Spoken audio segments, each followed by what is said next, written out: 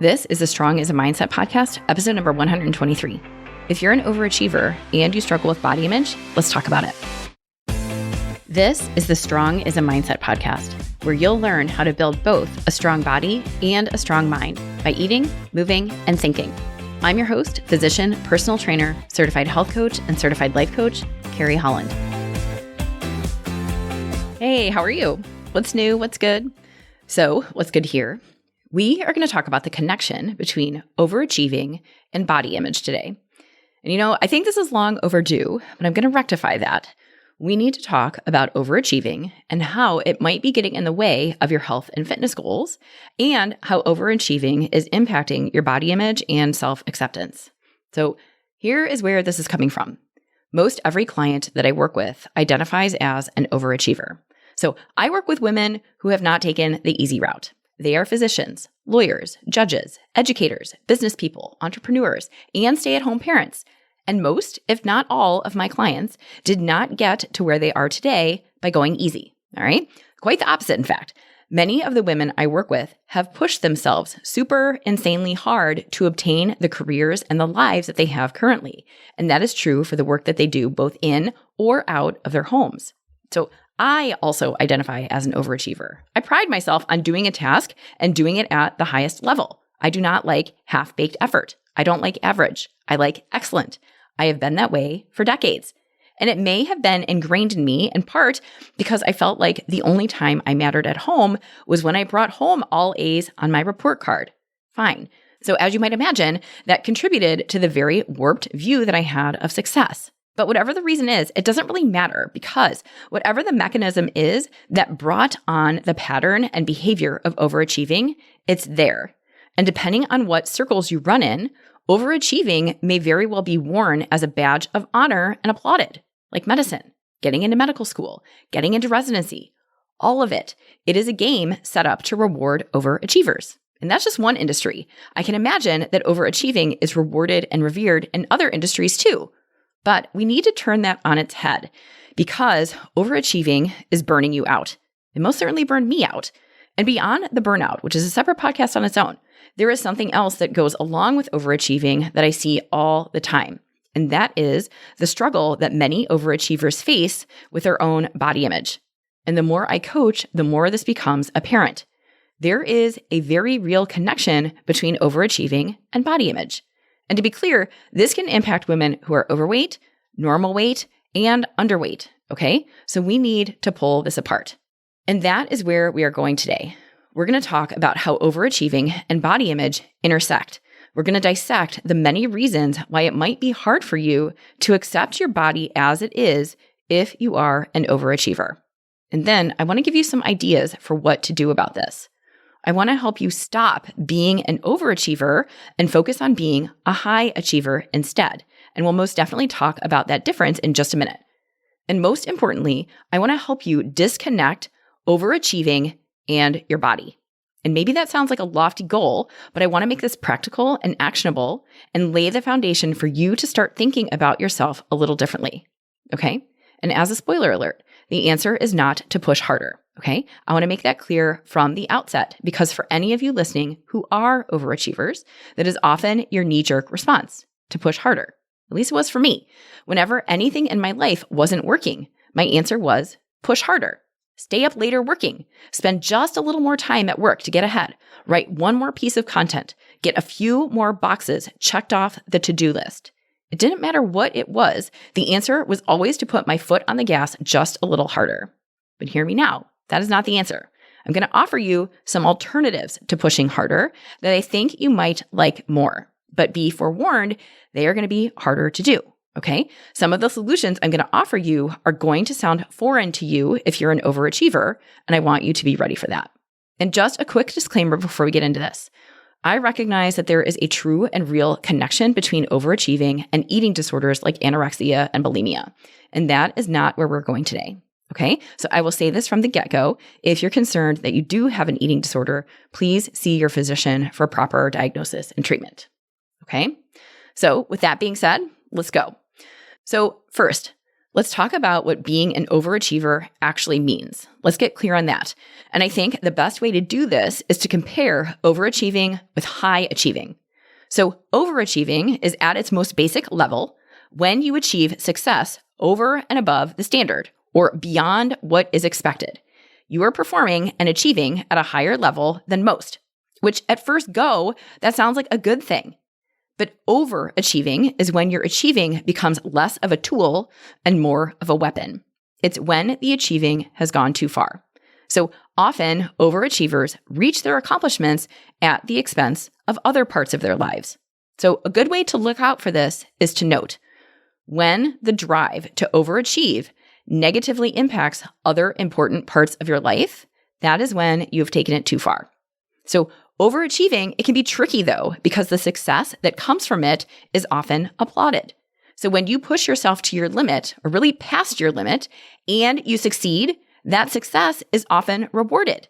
And then you get a dopamine hit from both achieving the goal and the reward or praise that you get as a result. So over time, you learn to associate overachieving with success and in turn with pleasure. And then your brain will want more of it. It becomes a self-perpetuating cycle. You push yourself super hard, you succeed, you get praised, and that drives you to keep pushing and succeeding. It's a pathway that gets locked in over time and with repetition. So now let's contrast that to high achieving, which means you work hard, you set and reach your goals, and you are realistic with yourself. So the key distinguisher between high achieving and overachieving is realistic versus unrealistic expectations. High achievers are motivated to succeed, and they have realistic expectations of themselves and the work they produce. High achievers also practice sufficiency. They practice letting their best be enough. This is a key feature of high achievers right here. So overachievers, on the other hand, as you can imagine, tend to have unrealistic goals. They have unrealistic expectations of themselves and what they should accomplish. Often, overachievers are in pursuit of an impossible ideal of perfection, which is endless because perfect doesn't exist. But that overachievement comes masked as the pursuit of a goal, which leads the overachiever to be in a constant place of chasing something. And the overachiever is generally never satisfied. What they do, what they accomplish, they never see it as enough. And the other big distinguisher here is that high achievers have a strong sense of self independent of their achievements. This is huge. High achievers value their hard work and they value reaching their goals, but they do not over-identify with their achievements. They do not let their identity get wrapped up in what they have accomplished, okay? A high achiever's achievements are part of who they are, but they do not define them as a person. And that is likely why you've never heard anyone describe themselves as a high achiever to you. But how many times have you had someone tell you that she is an overachiever? And it makes sense. And this is because often overachievers tend to get more wrapped up in their sense of self as it relates to their work and accomplishments. They tend to over-identify with their accomplishments, and they may see their value more in the things they do than who they are as a human being.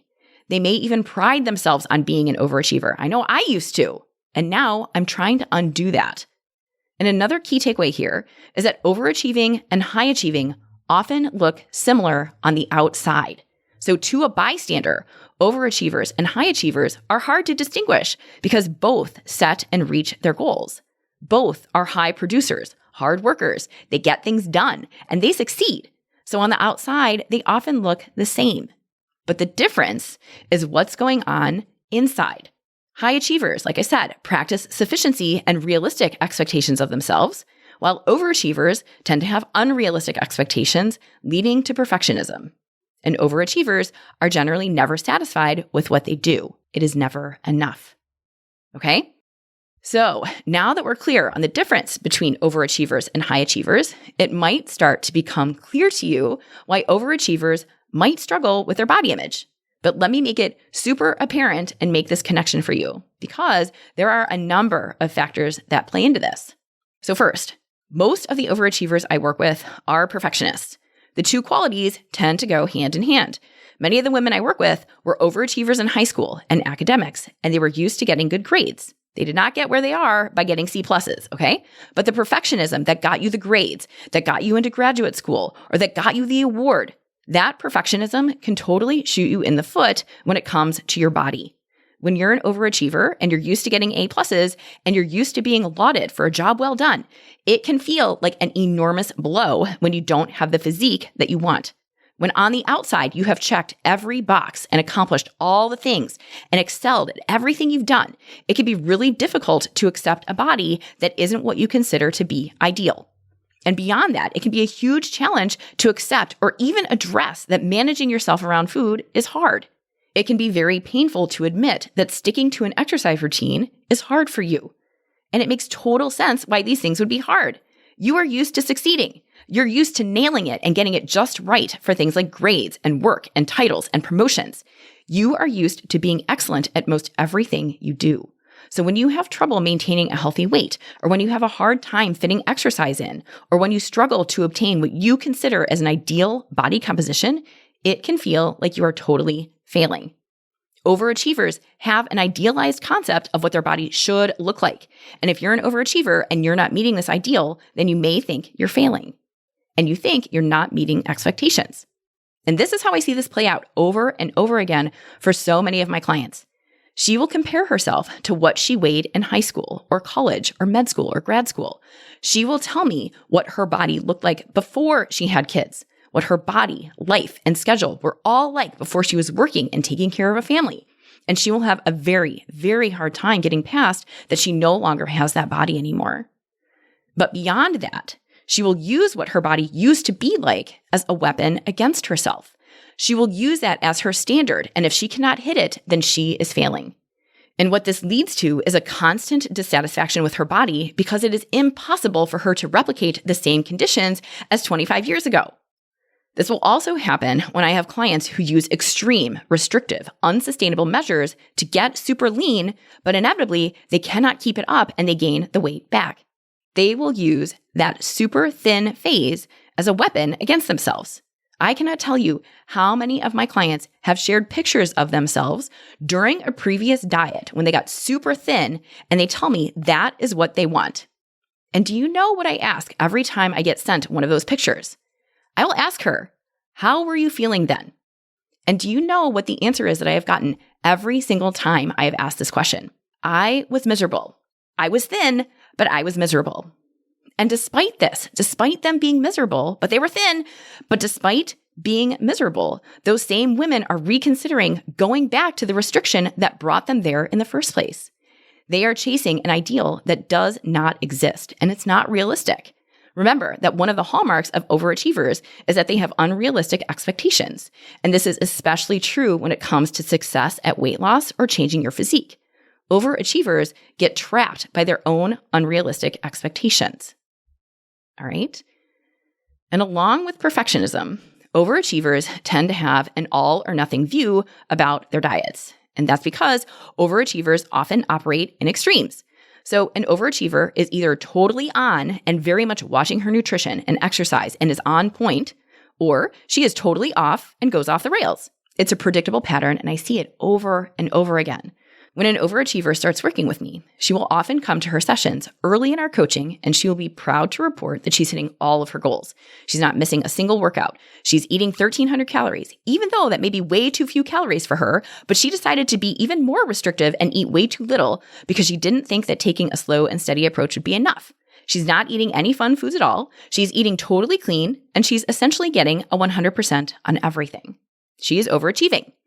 And then inevitably, this same client, when we meet a few sessions later, she will be off the rails. She won't be following any kind of plan. She's eating whatever, whenever. She's not planning her meals. Meal prep has stopped entirely. And in some cases, exercise has gone out the window too. So sure, I have seen subtle variations of this, but this is a pattern I have seen repeatedly with many of my overachieving clients. It's totally strict, 100%, super tight, followed by going totally off the chain. And it's predictable because even overachievers are human. If you go at 100% and hold yourself to the impossible standard of 100%, eventually you will burn out. Eventually, 100% gets too hard to sustain, no matter how much of an overachiever you are. But because you take an all or nothing approach, you often decide that if you cannot do it exactly right and do it perfectly, then you go in the complete opposite direction and go off the rails with your food and exercise. It is very much all or nothing. You're either getting a 100% A+ on your diet and exercise, which is frankly no fun, or you are totally off the chain. There is no middle ground whatsoever. And that is going to lead you to be very up and down in your weight, your physique, and in turn, how you feel about yourself. The all or nothing approach is exhausting, both mentally and physically. All right. Another way that overachievers can struggle with their body image is through the emphasis that they put on other people's opinions. And this can play out in a number of ways. So for some overachievers, there is a strong need for external validation. There may be a strong need for recognition, not just in your career, but that may extend to your appearance too. And that recognition and praise may be a significant driver of your self-worth. When other people approve of you or compliment you, that is a message that tells you, okay, I'm good. I am enough. And when you don't get it, it can be very upsetting. So I had a client who was super upset because she was at a party and felt that her coworker that she was with was getting all kinds of compliments on her appearance and she wasn't. I had another client who recounted when she was younger and leaner, again, before work and kids and career and all the things. And she remembered being out with her friends, being complimented about her leanness and muscularity and how she missed that now. And both of these examples are opposite sides of the same coin. When you put your value in the hands of other people's opinions, that is a setup for disappointment. So yes, we are human. And by nature of being human, we want to feel accepted. We want to feel that we belong. We want to feel that we are enough. But at the same time, when we rely on getting that validation from other people, when we haven't done it for ourselves first, well, it's not going to be enough because it is really, really hard to get enough acceptance and enough validation and enough praise from other people when we don't give it to ourselves first and foremost. You cannot look outside for something that you need to be giving to yourself, okay? It will never be enough. Overachievers often fear judgment. And I'm talking about judgment not just in their professional lives, but also judgment in how they look. Overachievers may worry excessively about what other people are thinking of them. They may worry about how other people perceive their body, and they may get caught up in the fear of judgment because they haven't met a certain standard or ideal. And this can very easily increase an overachiever's self-consciousness and then reinforce a negative body image. It's easy to do when you're constantly thinking that you're being judged by what your body looks like. And ultimately what this leads to is that for some overachievers, your physical appearance and your body become areas where you feel pressure to succeed in order to be worthy of love, respect, or acceptance by others. Whether conscious or not, you make a decision that until you look a certain way, no one will fully accept or love you, including yourself. And that drives you to push harder. And when that doesn't work, you push even harder because that's what overachievers do, push harder. And when your self-worth is tied up in how you think you need to look, you will feel compelled to keep pushing in pursuit of the impossible standard that you've set for yourself. You place an overemphasis on body image and you make it essentially impossible to accept yourself unless you meet certain physical standards. All right, next, let's talk about control because this is another way that overachievers can struggle with their body image. For many overachievers, the drive to succeed is at least in part related to maintaining control. And again, this can play out in a number of ways. If you're an overachiever and you feel out of control in your work, relationships, or personal life, you might feel compelled to laser in on controlling your body through diet and exercise. It's a way for you to balance the other areas of your life where you may not feel in control. And on the flip side, your diet and exercise can be a source of struggle for you because it might be the one place in your life where you don't feel that you have full control. I cannot tell you how many times a client has said that she has so many parts of her life pulled together. She's got a good career. She's got a good family. She's got friendships and community, and she feels stable and secure in most every part of her life. But this one place, she does not feel in control of her diet or exercise. And as a result, she feels that she is failing. And it makes sense. When you're an overachiever and you feel that you're in control of pretty much every part of your life, it can be insanely frustrating to not feel in control of your body. It can be super discouraging when you have worked really hard and succeeded at pretty much everything else you've done and have this one part of your life that feels out of control. It feels like you're failing.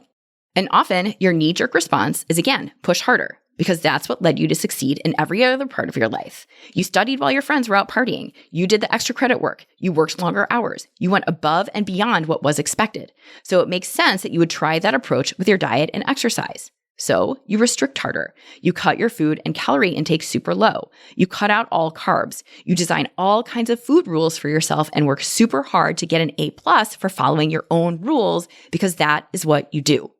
Or you think you need to run 45 minutes a day instead of 30. Or you need to add another HIIT session. You just push harder. But pushing harder on your diet and with your exercise, that does not work, because this is your body we're talking about. Taking the extreme overachiever approach by drastically cutting or restricting your food intake, or by over-exercising, that's not going to do it. In fact, as a side note, I could probably do an entire podcast about overachieving and overexercise, because those two very commonly go together. But for now, the key point here is that trying to overachieve on your fitness by being super restrictive with your diet or being super extreme with your exercise, that is not the answer. The answer is not to push yourself over your limit. Because often what happens is that you try so very hard to control and micromanage your own eating and exercise that it becomes unsustainable. You get so overly focused on it, and you start nickel and diming yourself for every calorie and every minute of exercise, and it becomes too much, and you can't maintain it. I think of it as overachieving on your fitness, and that is a recipe for burnout and reverting. Like your career, you hold yourself to an impossible standard combined with a fear of failure and unrealistic expectations. All right, so just a few other ways that overachieving and body image intersect. So, another factor that overachievers may struggle with is competitiveness and comparison. So let me make it clear. As humans, it is natural to compare ourselves to others. We do it so we know where we stand and where we fit in within our communities. It's a normal part of being human. And overachievers are no exception, but they may compare themselves to a degree that it becomes a detriment. And while overachievers may certainly compare their professional accomplishments, they may also compare their personal appearance to others too. And where this can get messy is that overachievers are used to being better than average. When you're an overachiever, you're used to being at the top. But when you're an overachiever and you compare your weight or your musculature or your clothes size or how you look in a swimsuit, when you compare your appearance to other people and use it as a reason to beat yourself up, that is not going to feel good. And that constant comparison can lead you to feel inadequate. You may feel that you're not measuring up to what society considers acceptable, or what you consider to be the standard. And that can be really, really hard for someone who's used to being better than average in most every aspect of her life. All right?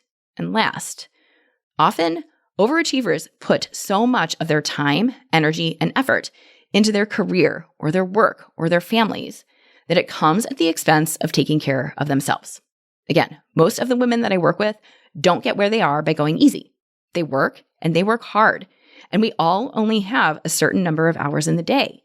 So when you're an overachiever and you're working really hard at your career, or you're working really hard taking care of your family, or both, what often happens is that it leaves essentially little to no time left to take care of yourself. So it's not that you don't want to take care of yourself, but often it's that you are so busy that you aren't making time for it. And I really do see it as making time for yourself, because your time can get very easily snapped up by all of the other commitments you have. And again, this could be an entire podcast, but the idea here is that overachievers may put work and family first, and that comes at the expense of taking care of yourself. And it can be really, really hard to undo that because it's what you know. You may be so used to going full speed at work, and your life may be so full with work and family that it feels completely foreign to make time and space for yourself. But I would argue that time and space for taking care of yourself is essential. You can only churn and grind for so long before either your mental or physical health suffers and you're forced to take care of yourself. And along with this, of course, comes stress. Overachievers, while they are high producers and accomplish a lot, those accomplishments often come with the price tag of stress. And when you are so busy taking care of everything and everybody at work and at home, and you don't give yourself time to manage or process that stress, that can lead you to emotional eating. That may be the way you cope. But over time, that coping mechanism can lead you to gain weight. And as a result, it can lead you to feel shame or frustration, and it becomes a vicious cycle. All right? So now that we've talked about the many ways that being an overachiever is potentially impacting your body image and ultimately your health and fitness goals, what do you do? What do you do if you're an overachiever and it's impacting your body image?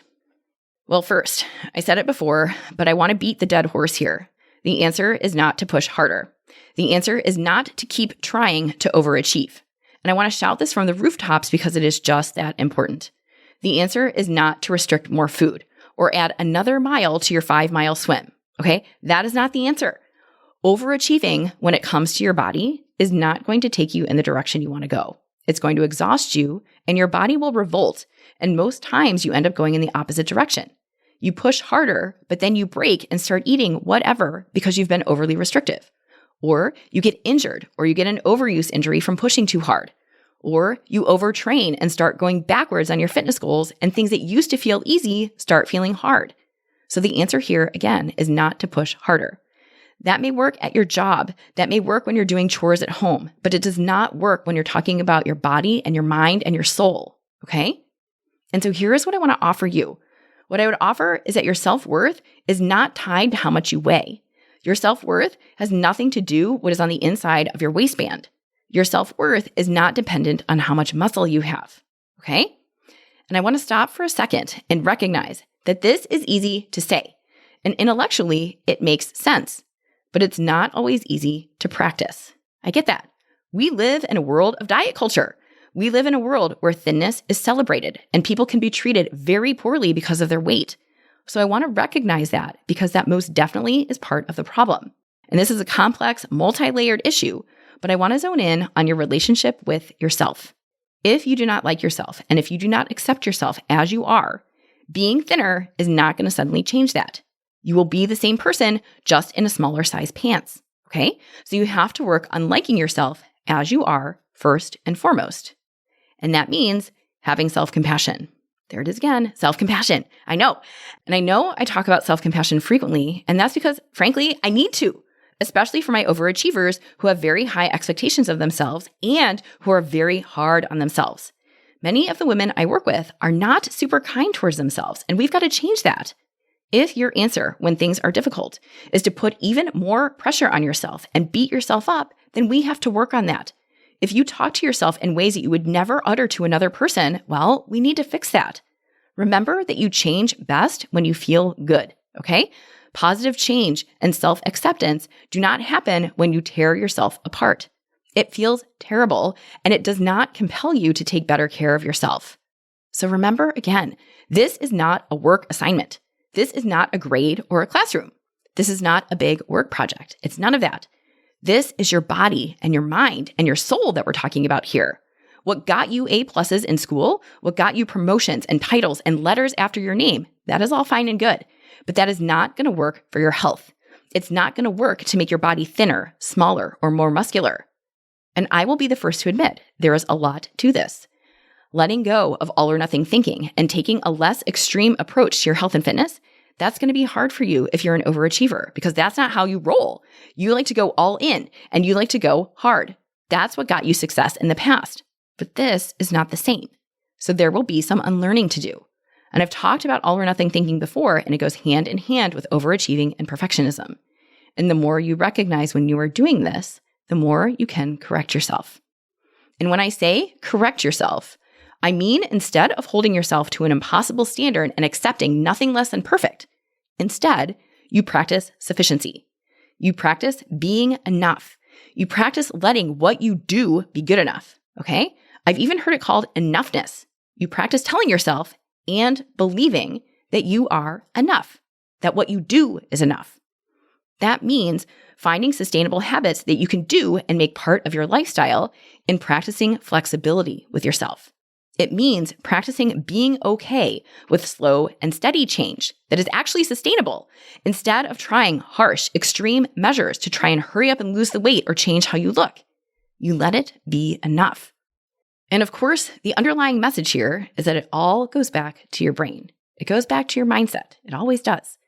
What you believe to be true about yourself matters. It matters a lot.